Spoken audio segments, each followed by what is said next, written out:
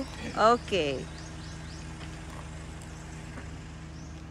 Hi everyone! We are here right now at Masao, Butuan, and there's a lot of things to be discovered only here in Masao. And don't you know that a lot of people will be looking for the first mass in the Philippines, and there's a lot of claims, but one of them is the Masao. And look at this, there's a big cross and there's a people behind it. No, there's a lot of structure that really prove that this was the first mass in the 15th century.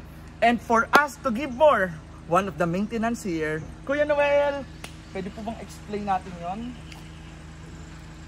Yung mga tao na yan, yung nakaupo si Siawi, Siago sa Bisaya. Opo. At saka yung nakadupa si Father Pedro Valderrama.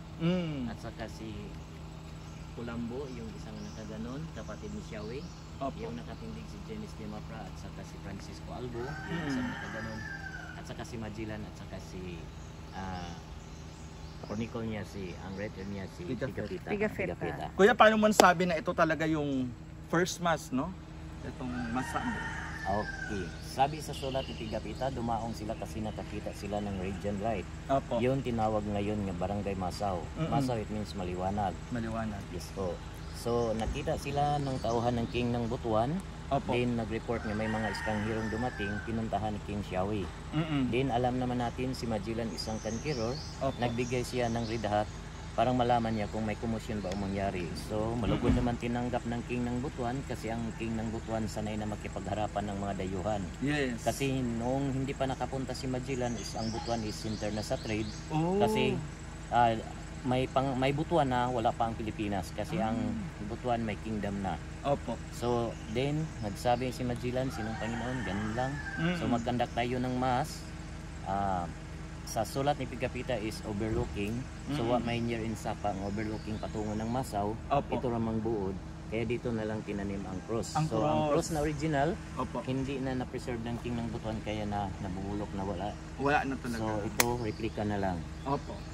So sa sulat ni Pigafetta is malaking palayan. Totoo naman, malaking palayan dito. Yes. At saka sabi niya is, sinerban sila ng local wine na tinawag na tuba sa nipa, yung laksoy. Laksoy. Okay. So mayroon naman kami dito. At saka yung sinabi niya na may gold. Totoo naman may gold kasi si kahit ang King ng Butuan nagbigay ng gold kay Magellan. But rinipius lang ni Magellan. So yun, dito nakita ang mga ebidensya ayon sa sulat ni Pigafetta. Pero alam naman natin is officially declared na ang Masawaliti. Yes. So ang Butuan is wala. Ayan, Kuya Noel, thank you very much sa napakagandang impormasyon. Sana po may natutunan kayo, and let us all visit Masao, Butuan, and we'll be able to discover the first mass only here, right here in Masao. Remember, everyone, it's always possible to travel around the Philippines and take a look at the cross like this, only here at Masao, Butuan. See you again. Bye.